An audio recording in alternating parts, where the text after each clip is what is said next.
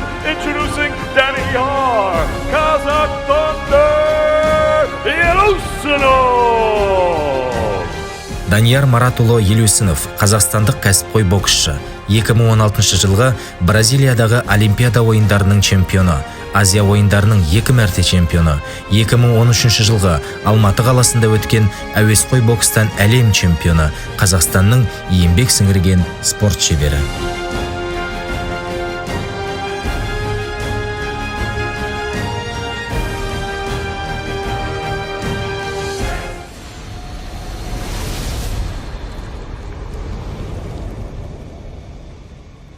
Жекпе-жектерде өнер көрсеткен тәжірибелі спортшы, 34-35 жасында әлем чемпионы атанған, жастар арасында Қазақстан біріншілігінің чемпионы болды. Осы сенің чемпион болуыңа бірден бір себепкер.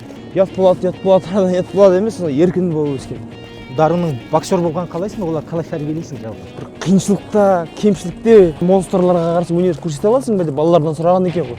Енді мына чемпион болудың қандай рецептісі бар? Анаңмен қаншалықты жиі сырласасың? Егер де анамыз саған Данияр балам болды, осымен тоқтат десе, сен қандай жауап айтар едің? Келесі жекпе-жегіңді қай уақытқа жоспарлап жатырсыздар? Деңгейге негізінде шеберлігім жетіп тұр ғой, бірақ Майамидан 100 шақырым жерде кәсіпқой боксшылар Америкаға кетіп дайындалып жатыр. Біздің Қазақстанның условиясы сай емес пе әлде қалай? Араластырып болады ғой, жан-жақты болған дұрыс. Ол мүлдем болмауы мүмкін емес. Біздің жігіттерде кішкене қиыншылықтар бастарында ғой деп ойлаймын.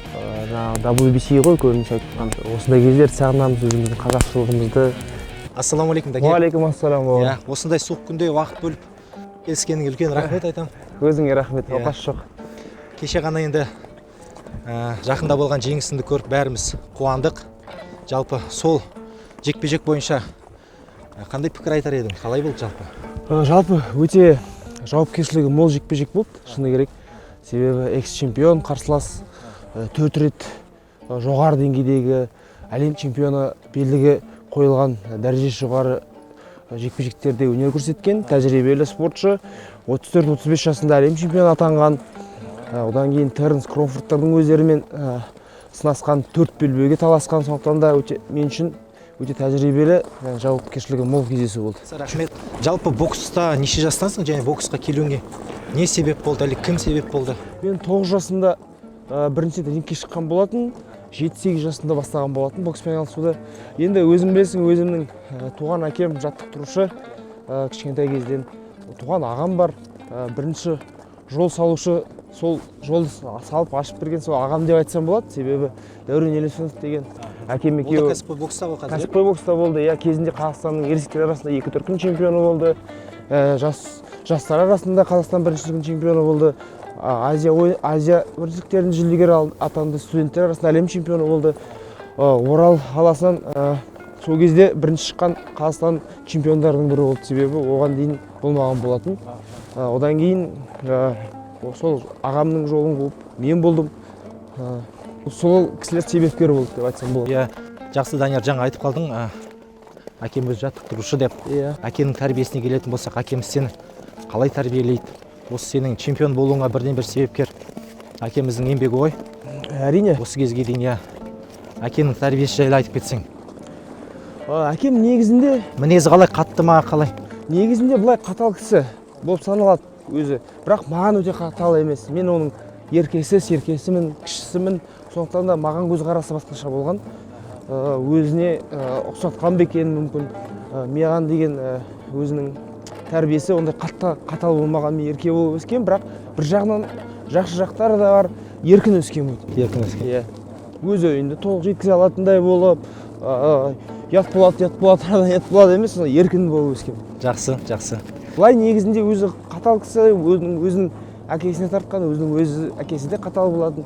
Атамыз Тәліп атамыз, Тәліп атам. Ол кісі де күресші болған екен ғой? Ол кісі өте жақсы күрескен, және ол кісі мұғалім болған. Бастауыш сыныптарға мұғалім, өзі педагог кісі болған. Жақсы. Енді өзіңнің өсіп келе жатқан ұлдарың бар екенін білеміз. 2 ұлым бар, Аллаға шүкір. Ұлдарыңның боксер болған қалайсың, олар қалай тәрбиелейсің жалпы? Негізінде былай айтады ғой, боксшы боламын деп жатса, мен олардың жолдарын кеспеймін. Өздерінің таңдауларын қарсы емеспін. Бірақ Тайсон ағамыз айтқандай, боксшы болу үшін бір андай бір қиыншылықта, кемшілікте, сондай уақытта заманда дүниеге келу керек деп, сонда ғана боксшы бола аласың деп. Себебі қарсыластарың өзің мен сияқты монстрларға қарсы өнер көрсете аласың ба деп балалардан сұраған екен ғой. Мен сияқты аш жігіттерге қарсы. Соған әзірге олай енді өз басым олай ойламаймын, боксшы болатын шығар деп. Бірақ өздері таңдау жасап, жаңа қабілеттері болып тұрса, неге олардың таңдауларына, шешімдеріне жоқ демеймін. Енді мына чемпион болудың қандай рецептісі бар? Әлде сенің қоршаған ортаң, отбасың ба? Әлде бір арнайы өзінің бір жолдары бар ма? Біріншіден енді бұл жерде Алланың бұйырғаны маңдайыма жазған несібесі деп ойлаймыз. Екіншіден енді өзімнің осы жанұяда, осындай ортада дүниеге келгенімде маңызы өте зор шығар. Әкемнің жаттықтырушы болуы және ол анамды кездестіргенімде мәнісі бар. Генетикада да ол да өте маңызды рөл ойнайды ғой. Дегенмен де мамамды Алматы жақтан Шапырашының қызын алған, әкем кіші жүздің Алашаның, сол кіші жүздің өзінен Оралдан емес, Алматыға барып, оқуға барып алған. Сол боксқа деген қабілеттілігімнің бірінші Алла және әкемнің жаттықтырушы болғанның арқасында да шығар деп ойлаймын. Анаңмен қаншалықты жиі сырласасың? Әрине, әрдайым тек сол көбіміз ұлдар анасымен сырласып, анасына да жақын болады ғой. Әрдайым анамызбен сырласып, ойымызбен бөлісіп тұрамыз, ақыл кеңес сұрап, әкемізден де сұраймыз. Енді әкемізден сәл-сәл ұялатын кездеріміз болады ғой, есейген сайын. Сондықтан да анамызбен сырласамыз ғой. Анаңа жақынсың ғой? Иә. Кішкентай кезімде, бірақ шынымды айтайын, әкемнің ұлы болған болатын. Өзімді кішкентай кезімде сарылау сондай болған ба, әкем мен сары жігіт қой болған кезінде. Мен де сондай кішкентай кезімде сары болған, білмеймін, өскенде өзгеріп қарайып кеттім. Жақсы. Ал енді Хабиб Нурмагомедов, Иә. Ол да өзінің бір сұхбатында айтты, анаммен жиі сырласам, және де осы жақында ғана бойын жекпе-жегін соңғы рет өткізген хабарлады. Не себеп дегенде анасының өтінішімен деді. Иә, онда естідім. Егер де анамыз саған Данияр балам болды, осымен тоқтат десе, сен қандай жауап айтар едің? Анама мен сөз беріп қойған болсам, Хабиб сияқты, мен де доғарар едім. Мен Хабиб өзі алдын ала сөз беріп қойған ғой доғарамды. Мен бірақ алдыға қойған өзімнің бір мақсаттарым болып тұр ғой кәсіпқой бокста. Жеткеннен кейін анам қой деп жатса, мен сөз беріп қойып жатсам, әрине мен де сол сөзді орындауға тырысушы едім. Әзірге анам да білет, менің алда әлі мақсаттарым бар екенін көздеген. Оған жетуіме тиісті екенімді Алла бұйырып жатса. Сондықтан да ол кісі де әзірге ондай ұсыныс айтпайды деп ойлаймын. Шынымен де құрметті көрермендер, батыр да анадан туған, хандар да анадан туған. Өздеріңіз көріп отырғандай, Данияр батыр да анасының сөзіне кетпейміз деп жатыр. Жалпы барша қазақ елінің ақжаулықты аналары аман болсын, жасай берсін деген тамаша тілегімізді айтқым келеді. Ал енді сұхбатымызды ары қарай жалғастыра отырайық. Жалпы алдағы өзіңнің келесі жекпе-жегіңді қай уақытқа жоспарлап жатырсыздар? Негізі қазір толық уақытын білмейміз, анық. Бірақ наурыздың соңы, сәуірдің басы деген сыбыстар бар. Сол аралықтарда жақын арада жаңалықтар күтеміз. Сол аралықтар болу керек, мүмкін. Жақсы. Енді промоутер дейді ғой Данияр? Иә. Промоутерің Эдди Хирн. Матчрум боксинг Эдди Хирн, иә. Ол кісі жайлы қалай өзіңмен сол кісімен жұмыс жасаған ыңғайлы ма? Не айтар едің ол кісі жайлы? Енді ол кісі бастапқы менімен бүкіл шетелдік промоутерлардың арасында қызығушылық танытқан сол кісі болғаннан кейін ол кісіге өте ризашылығым зор, сыйластығым да өте зор, үлкен. Сондықтан да ол кісімен әзірге қойған жоспарларын орындап жатыр. Енді әрине кей кезде бірден үлкен жекпе-жектерге шығарғысы келуі мүмкін, бірақ ол да оңай нәрсе емес. Себебі үлкен жекпе-жектер деген ол үлкен жұлдыздарға қарсы деген, ол жұлдыздарға біріншіден сол деңгейге негізінде шеберлігім жетіп тұр ғой, бірақ ол атың бизнес қой бұл жерде. Маркетинг, атың да жер шығып, атың да жер жарып шығып жету керек та. Қазір шығам десем, мен қазір шыға салушы едім олармен. Негізінде олар ақшасына келіспейді, тағы да ол ақшасына келіскеннен бөлек қарсыласында бір атағы жер жарып тұратын қарсыластармен шыққылары келеді да, онда жұлдыздар өзі сияқты немесе өзінен кейінгі сияқты. Сол деңгейге өзімде Құдай қаласа тақап, оларды тақап келу керекпін. Сол бағытта Эдди Хирн қазір жұмыс жасап жатыр. Өте қуаныштымын, ризамын. Менің менеджерларым да бар. олар да биіктен көрінгенімді қалайды. Сондықтан да қуаныштымын, ризамын ол кісінің жұмысына. Америка құрама штаттарында өтіп жатыр. Америка құрама штаттарында, Флорида штатында, жаңа Майамидан бір 100 шақырым жерде Делрей бич боксинг деген спорт залы бар, сол жерде. Жақсы. Қазақстандық боксшылар көп ол жақта дайындалып жүрген. Қазақстандық боксшылар бірен-саран бар ол жақта. Өзіміздің қазақстандық боксшылардан Мұса Тұрсынғалиев бар, сол Флоридада. Иван Дычко да сонда барып дайындалады. Николай Шваб деген балалар бар. Енді аты шулы балалар көбінесе жаңа Флорида емес, Калифорния жақтарда жасайды деп естідім. Головкиннің өзі бар, қасында Али бар. Ал жалпы сонда не үшін барлық кәсіпқой боксшылар Америкаға кетіп дайындалып жатыр? Біздің Қазақстанның условиясы сай емес пе әлде қалай? Қазақстанның условиясы сай болғанда, сай емес болғанда бұл жақта да дайындалуға болады. Бірақ ол жақтың өзінің климаты бар. Сол жерде өнер көрсететін болғанда, Америка ринкте өнер көрсеткім келеміз, сол жақта дайындалған бір жағын дұрыс деп ойлаймын. Себебі кәсіпқой бокс ол жақта дамып кеткен бизнес тұғырынан. Спорт тек қана спорт тұрғыдан емес, бизнес жағынан да. Мысалға сен Қазақстанда өткізе бересің, шоуды өткізгеннен, сен ол жақта шетелде бәрібір Американың рингінде, Американың телеканалдарында жұлдыз бола алмайсың да. Мүмкін рейтингпен көтерілесің, бірақ Америкада өнер көрсеткен дұрыс ол жағынан. Және олардың кәсіпқой боксшылар школа мектебі бар ғой, өзіндік. Олардың мектебі сол кәсіпқой боксқа жақын, былай айтсам болады, кәсіпқой бокстың рингке ыңғайлы мектеп тұстанады онда негізінде. Біздің әуесқой бокстың мектебі өте керемет, өзің білесің ғой, бірақ бәрі ол кәсіпқой бокста келе бермейді. Ол жақтықында үйренген дұрыс, араластырып болады ғой, жан жақты болған дұрыс. Сондықтан да біз сол жаққа барамыз. Жақсы, керемет.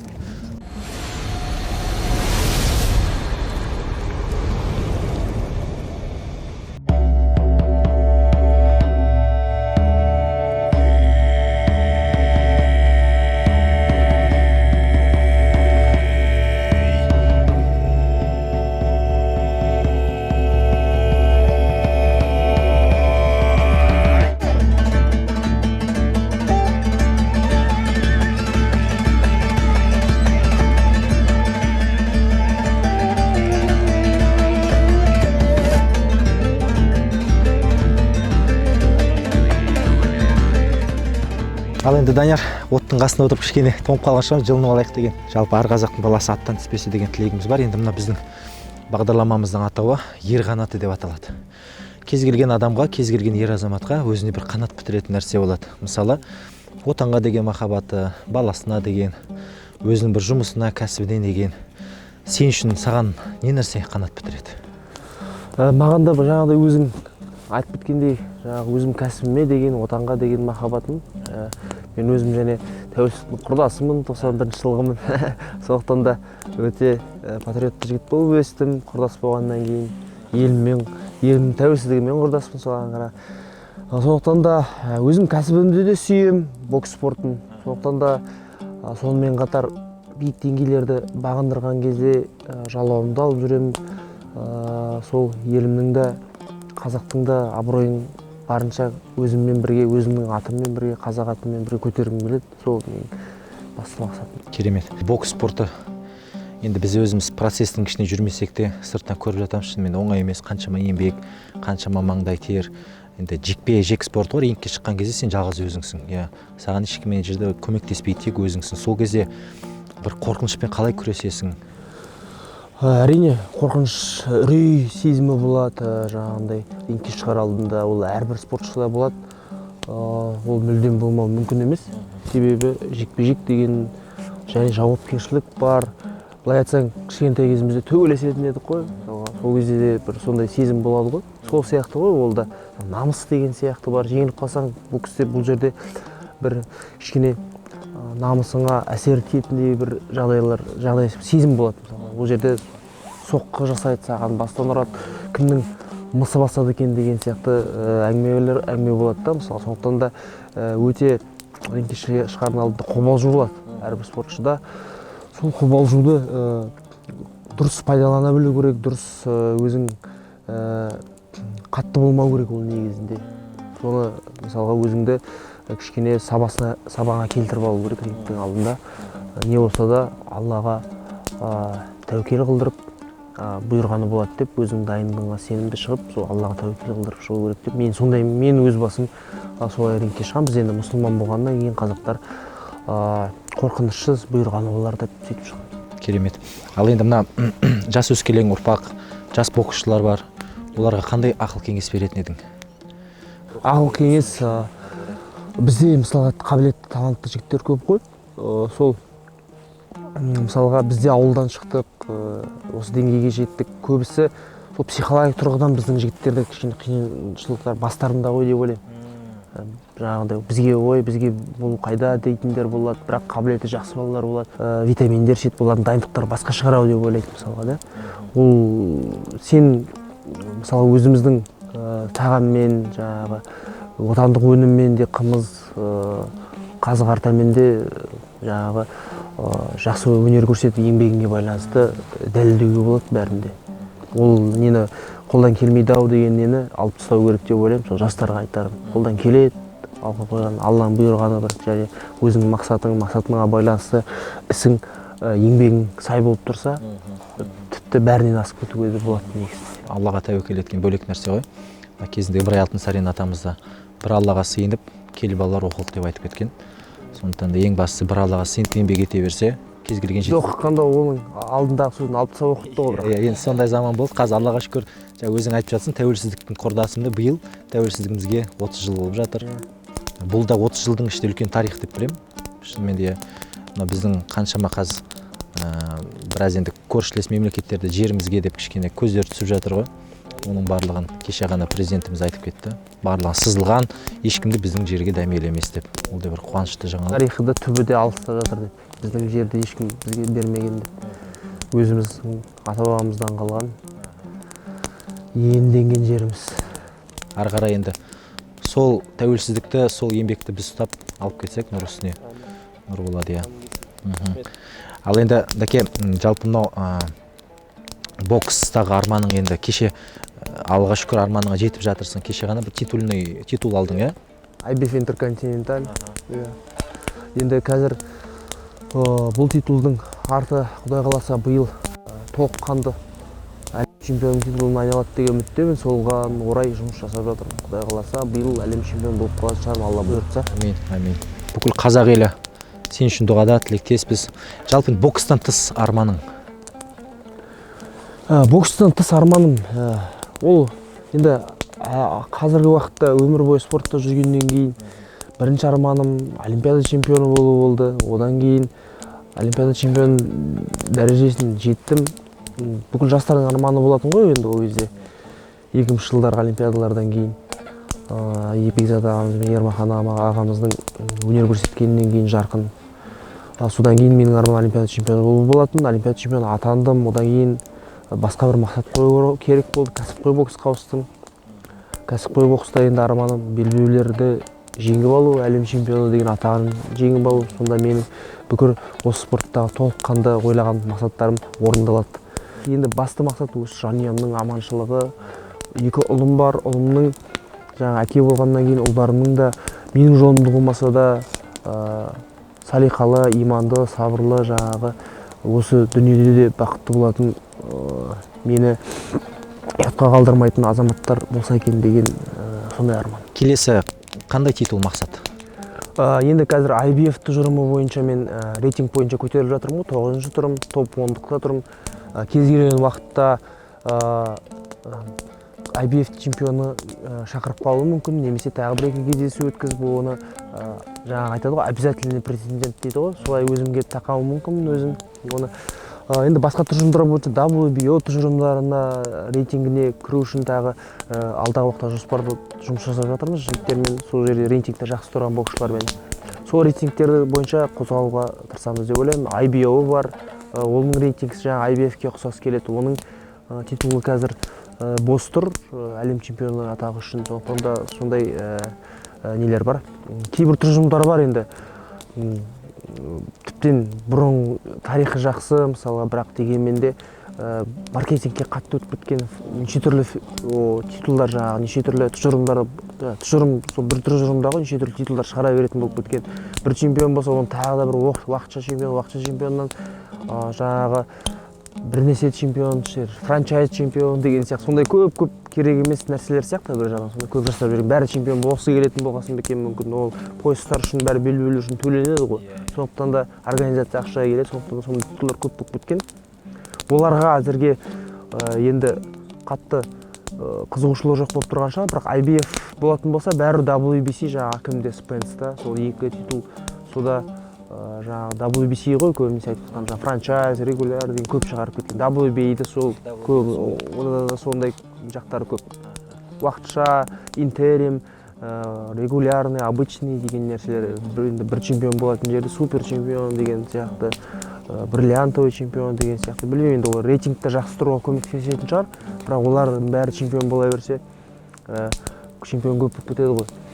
Сондықтан сол WBO, IBF жағынан жылжуға жаңа келесі уақытта титулдық белбеуге шығатын бәсекелер болады деп ойлаймын. Енді дайындықтардың көбісі шетелде өтіп жатыр ғой, шетелде жүрген кезде елді жиі сағынасың ғой, иә? Әрине, елді жиі сағынамыз. Қазір осындай кездерді сағынамыз, өзіміздің қазақшылығымызды еске алып, жылқыға атқа мініп, аттың үстінде өте жақсы кездесу болды бүгін, жақсы жаңағы интервью болды десем болады, өте керемет, осындайды аңсап келеміз ғой саған. Жалпы енді сені көп сұхбатқа шақырады ғой, интервью алады, осылай далада, таза ауада, табиғат аясында сұхбат беріп көрген бе едің? Шынымды айтсам, бұндай бірінші рет қой дейміз, Ерқанаты деген өте жақсы не болды, сұхбат болды, аттың үстінде өзіміздің қазақшылығымызды есімізге алып, міне қасқырдың терісімен оттың жанында отырмыз. Әрине өзіміздің түбімізге оралғандай, бір дәстүріміздің түбімізге оралғандай болып отырмын. Өте қуаныштымын. Үлкен рахмет, Данияр. Өзіңнің өте сондай тығыз уақытың ішінен бізге уақыт тауып келгеніңе үлкен рахмет. Алла разы болсын. Шақырғандарыңа. Енді сендерге тек алдағы уақытта осы сәттілік тілеймін. Мықты қонақтарың, қызық әңгімелесетін қонақтарың көп бола берсін, биіктен көріне бер. Амин. Үлкен рахмет. Жақсылық болсын. Ал енді құрметті көрермендер, бүгінгі Ерқанаты бағдарламасының қонағын өздеріңіз көрдіңіздер. Біздің каналға тіркеліңіздер, комментарияларыңызды жазыңыздар. Еліміздің көк туы мәңгілік көгімізде желбірей берсін, қазақ елі жасай берсін, Қазақстан алға.